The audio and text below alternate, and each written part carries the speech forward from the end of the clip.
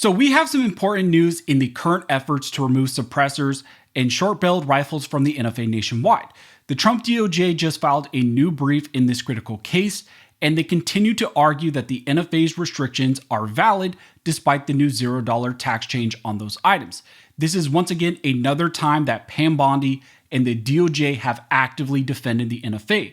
So let's talk about what is happening in this critical case. Now, before we jump into this video, if you guys want to support the channel, one of the best ways to do that is simply to subscribe. Also, you can click on the notification bell and turn on all notifications because that helps to ensure that you get these videos when I release them. So as I mentioned in the intro, in this video, we need to talk about what is happening right now in response to the Big Beautiful Bill and the new $0 tax change that was passed through that law and is now currently in effect. Now, if you've been following for a while, you will know that currently there is no longer a tax on certain items. The tax has been set to $0, and that was changed from $200 to $0 through the Big Beautiful Bill and the whole appropriations process that happened last year. However, in response to that, multiple toy organizations have actually filed lawsuits to try to finish the job and remove all of the remaining NFA restrictions. You have the lawsuit here by GOA, FRAC, Silencer Shop, Palmetto State Armory, and Silencer Co., and that was also joined by 15 states, and they have launched a lawsuit against the ATF and the DOJ, and the whole goal of this lawsuit is to remove all of the remaining NFA restrictions. But once again, the Trump DOJ and Pam Bondi have filed a brief defending the NFA and its constitutionality. Now, in this lawsuit filed by the organizations and the groups here, they essentially argue that since there is no longer a tax on these items like suppressors, SBRs, SBSs, and AOWs, there is no longer a valid constitutional basis to further regulate these items under the NFA. In summary, what GOA and the other plaintiffs asked for in this challenge is for the court to declare that the NFA's registration and transfer requirements pertaining to these now untaxed items goes beyond Congress's enumerated powers. In this case, the plaintiffs filed a motion for summary judgment to end the case sooner rather than later. And what this means is essentially actually both sides, both the plaintiffs and the Trump DOJ, are filing cross motions for summary judgment, and they want to end this dispute and this lawsuit before it goes to a full trial. But in this case, the ATF and the Trump DOJ continue to defend the NFA. In their new brief, the Trump DOJ makes multiple arguments for why the NFA should remain a valid law despite the NFA tax change.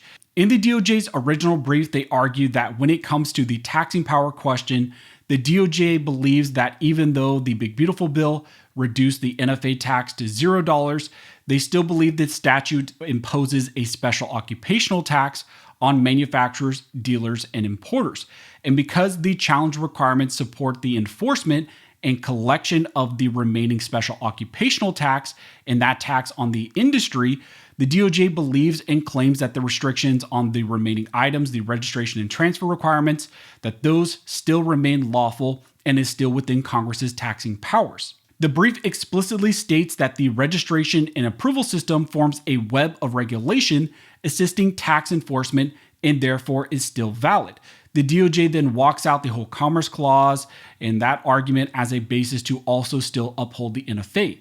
The DOJ argues that the NFA regulates the interstate market for short-barreled rifles and shotguns, suppressors, and AOWs, and they argue in their brief that most NFA firearms are manufactured and sold across state lines, that they're sold interstate, and that the requirements here that are still valid attach to each stage of that commerce: the manufacture, distribution, dealers, and sale by dealers, and the purchase by the individual. The DOJ went so far as to also state in their original brief that even where conduct is purely intrastate, meaning that it stays only within a state or maybe when you're making something in your home, they believe that the regulation is still constitutional because unregistered, unregulated submarkets would leave a gaping hole in the federal scheme, and they do not want that. They then state that even if the court finds some constitutional problem with the NFA now because of the $0 tax change, the remedy cannot be a nationwide injunction and must instead be limited strictly to just these named plaintiffs who brought the lawsuit. Like the plaintiffs in this case, the Trump DOJ is also seeking a motion for summary judgment,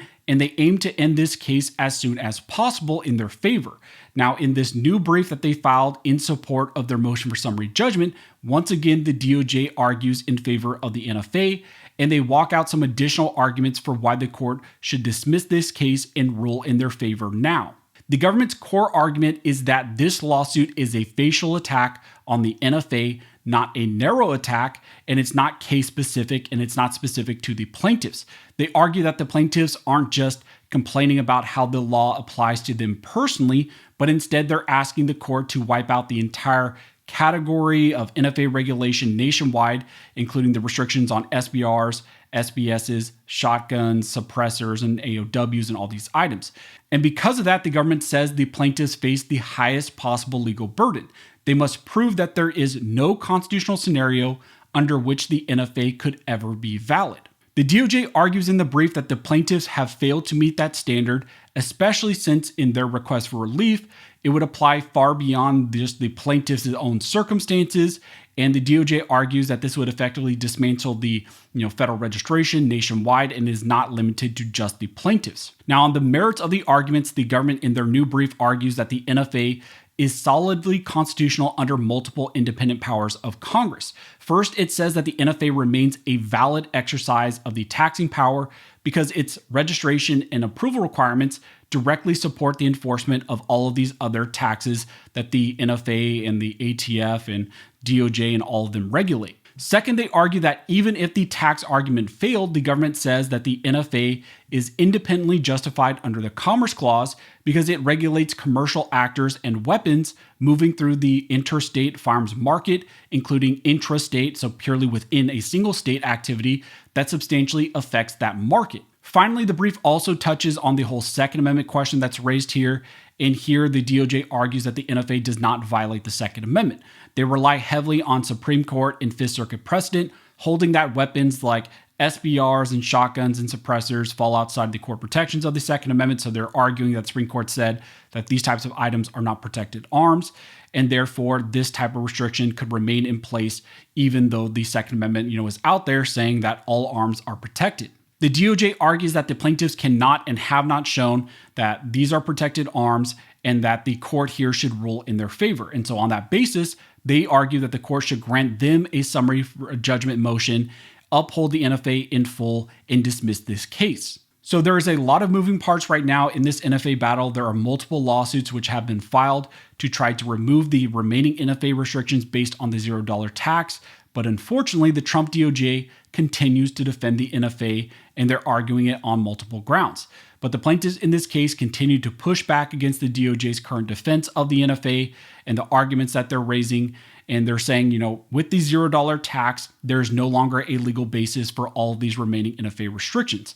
But like I said, the DOJ's new summary judgment brief continues to push forward, and they're pushing forward with the effort to keep the NFA in place. So that's what's currently happening in this critical NFA challenge that's trying to build off of the $0 tax change that's currently in place. As we get more information, as it develops more, I will let you guys know. If you like this video and you guys would like to support the channel, one of the best ways to do that is simply to like, comment, and subscribe.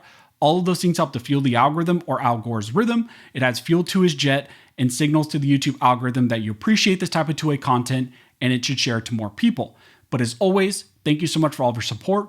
And never forget, this nation was built by armed scholars, and this nation will be maintained by armed scholars.